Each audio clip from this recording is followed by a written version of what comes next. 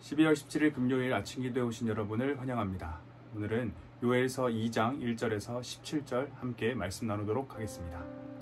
시온에서 나팔을 불며 나의 거룩한 산에서 경고의 소리를 질러 이 땅 주민들로 다 떨게 할지니 이는 여호와의 날이 이르게 됨이니라. 이제 임박하였으니 곧 어둡고 캄캄한 날이요 짙은 구름이 덮인 날이라. 새벽빛이 산 꼭대기에 덮인 것과 같으니 이는 많고 강한 백성이 이르렀음이라. 이와 같은 것이 옛날에도 없었고 이후에도 대대에 없으리로다. 불이 그들의 앞을 사르며 불꽃이 그들의 뒤를 태우니 그들의 예전의 땅은 에덴 동산 같았으나 그들의 나중의 땅은 황폐한 들 같으니 그것을 피하는 자가 없도다.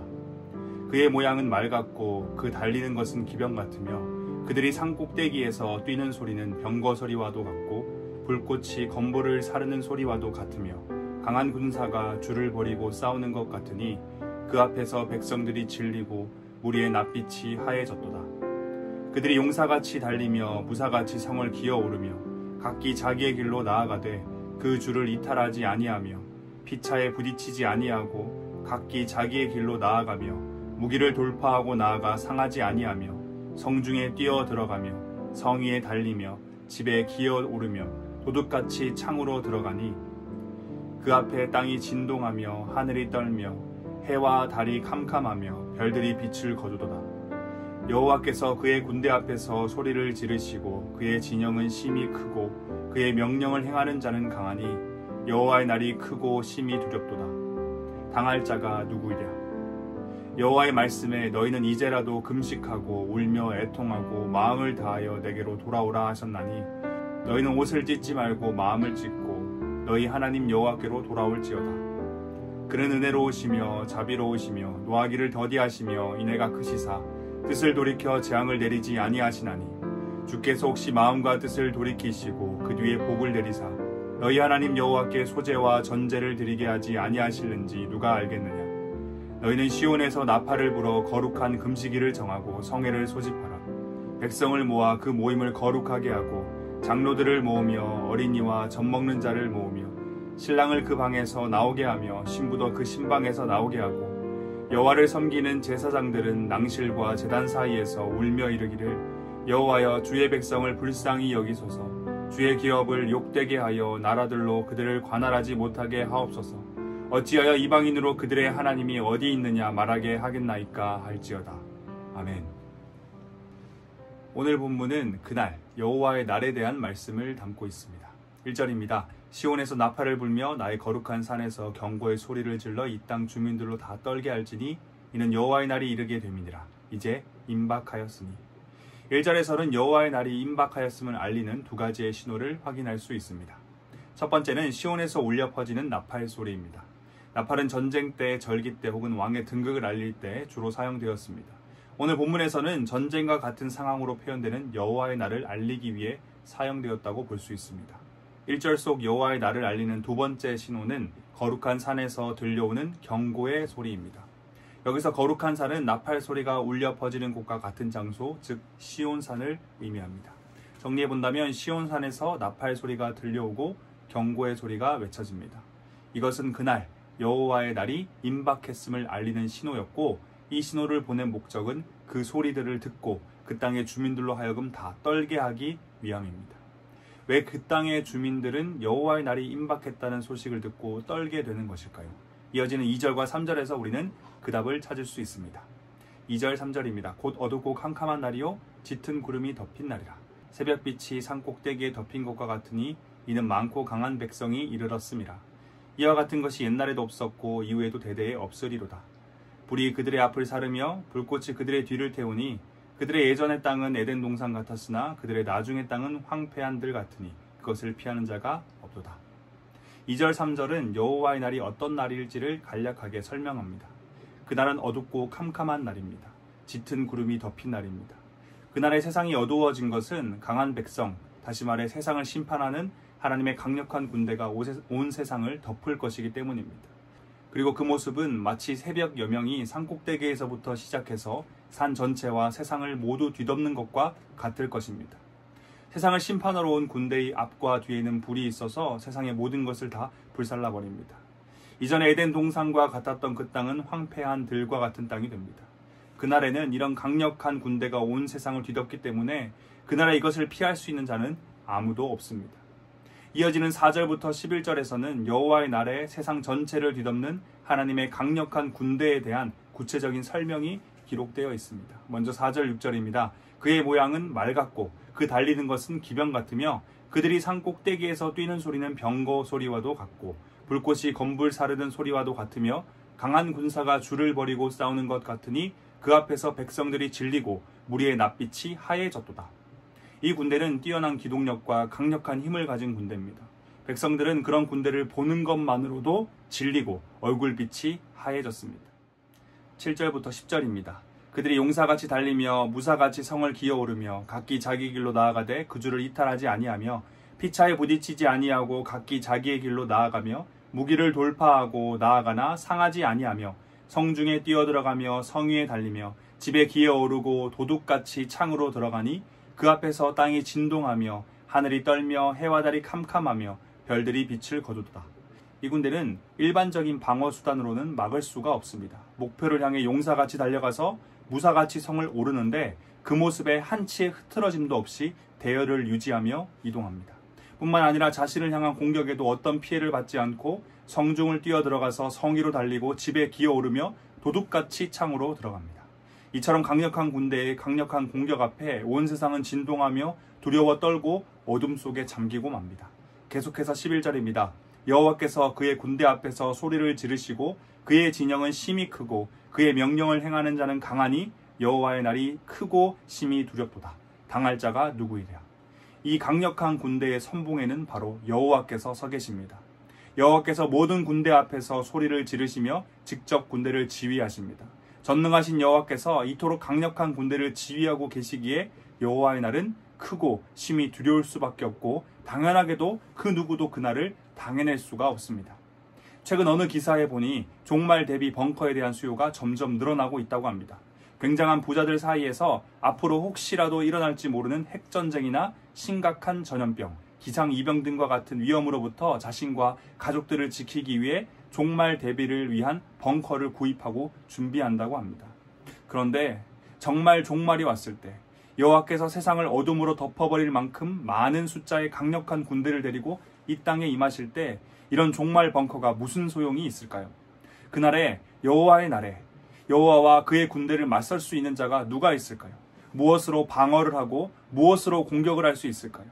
그날이 되면 이 땅의 모든 인간은 아무것도 할 수가 없을 겁니다. 그저 두려워 떨며 여호와 앞에 무릎 꿇고 머리를 숙일 수밖에 없을 것입니다.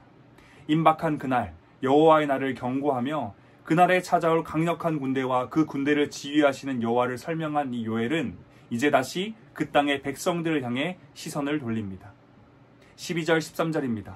여호와의 말씀에 너희는 이제라도 금식하고 울며 애통하고 마음을 다하여 내게로 돌아오라 하셨나니 너희는 옷을 찢지 말고 마음을 찢고 너희 하나님 여호와께로 돌아올지어다. 하나님께서는 요엘을 통해 이제라도 자신에게 돌아올 것을 요청하십니다. 금식하고 울며 애통하고 마음을 찢으며 하나님께 돌아오라 말씀하십니다. 그런데 임박한 여호와의 날 앞에서 두려워 떨 수밖에 없던, 다시 말해 여호와의 심판과 진노를 받아 마땅한 자들이 어떻게 이제라도 마음을 찢으면 여호와 앞에 나아갈 수 있는 것일까요?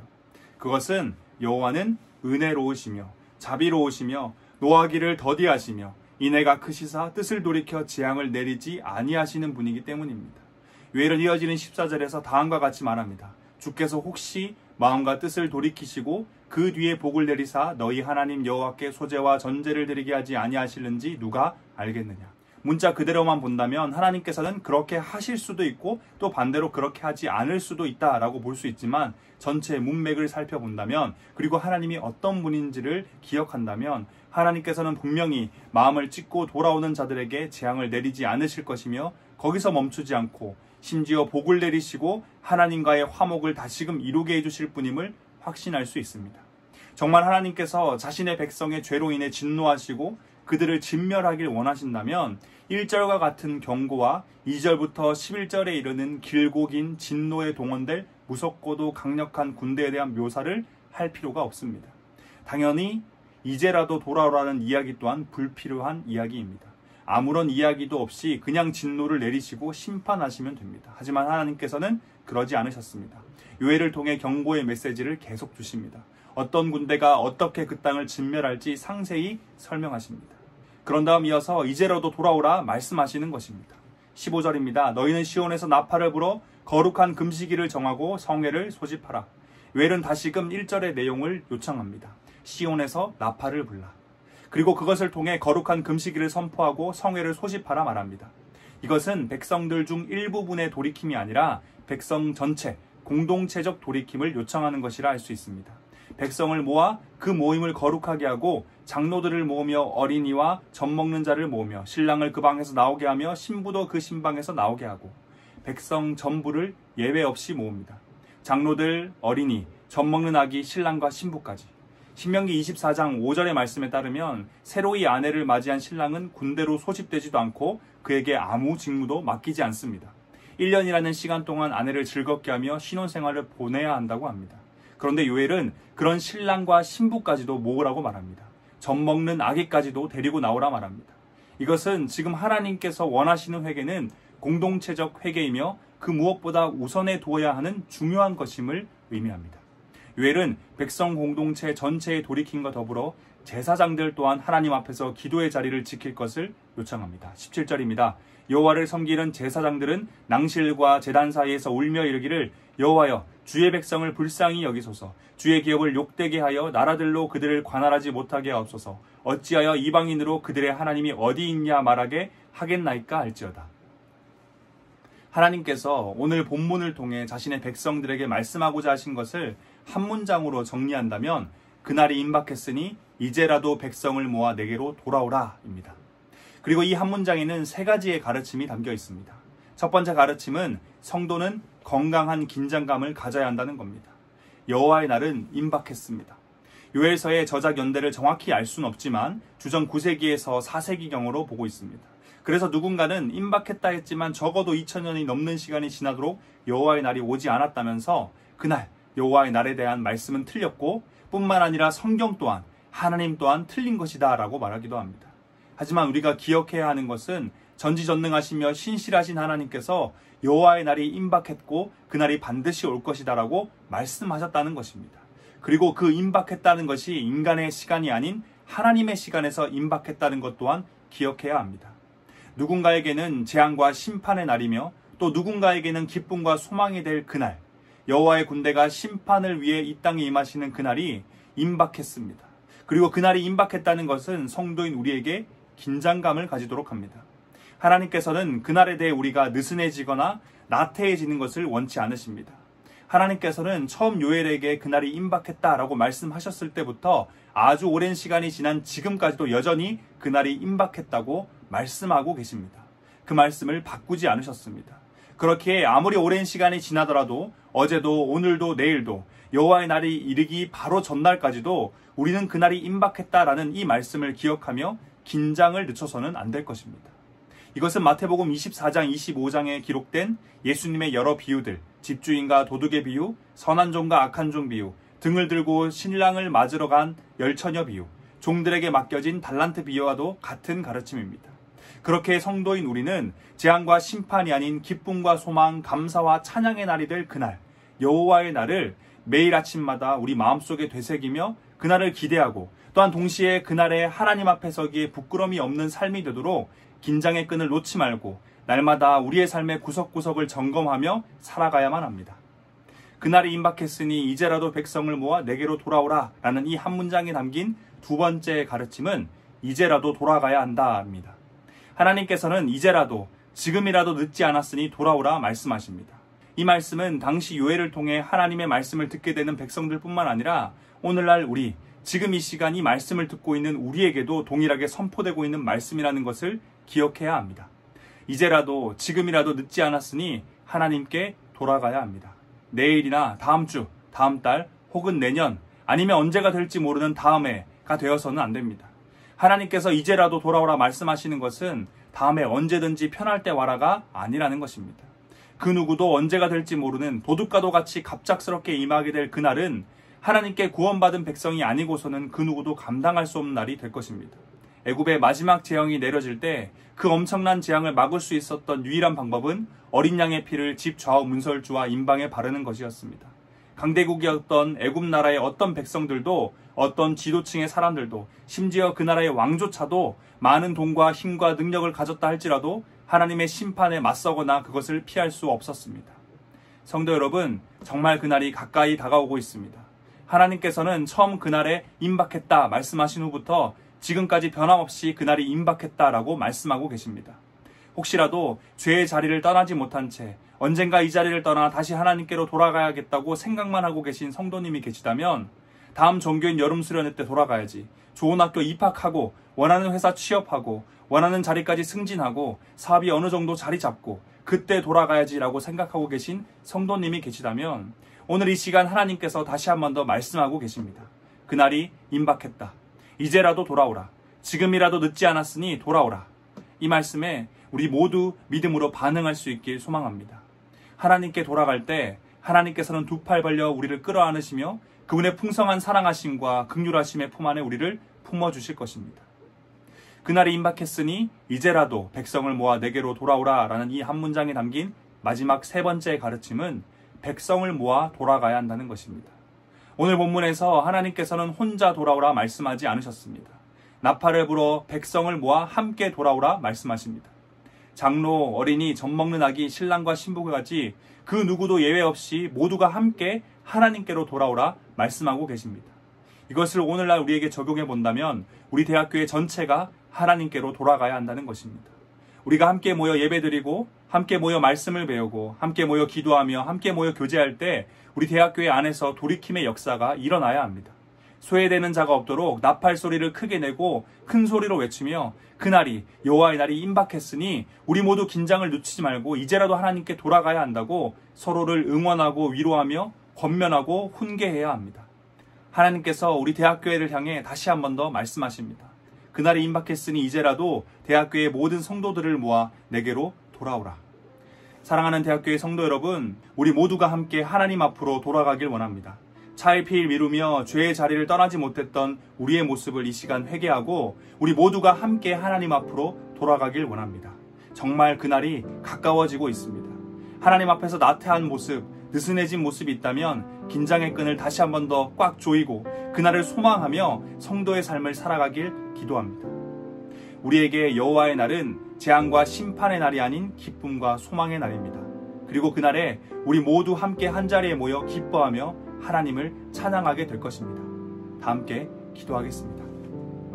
우리의 창조자, 구원자 되신 하나님, 주님의 이름을 찬양합니다.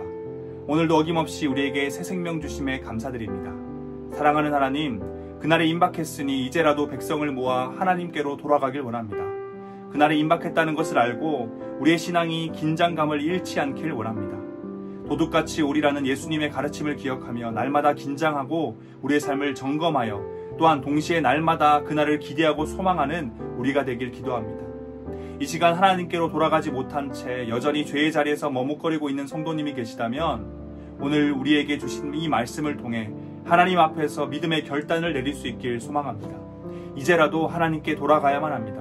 내일, 다음 주, 다음 달, 다음 수련회 중요한 일을 마무리하고 돌아가겠다는 생각은 이제 멈추고 큰 나팔 소리로 큰 경고의 외침으로 우리를 깨우시는 하나님의 말씀 앞에서 이제라도 지금이라도 하나님께 돌아갈 수 있길 원합니다. 사랑하는 하나님, 우리 대학교의 모든 성도들이 함께 하나님 앞으로 나아가길 원합니다. 거룩한 금식일을 정하고 성회를 소집하라 하신 하나님의 말씀을 따라 누구 하나 예외 없이 우리 대학교의 가운데 모든 성도들이 하나 되어 서로가 서로에게 그날에 대한 긴장감을 가질 수 있도록 여전히 죄의 자리를 떠나지 못하고 있다면 이제라도 그 자리를 떠날 수 있도록 밀어주고 당겨주는 공동체 될 수 있길 기도합니다. 새로운 하루 남은 한 주 가운데 그날이 임박했으니 이제라도 백성을 모아 하나님께로 돌아오라 외치시는 하나님의 말씀을 잊지 않길 소망하며 우리의 구원자 삶의 이유 다시 오실 예수 그리스도의 이름으로 기도드립니다. 아멘.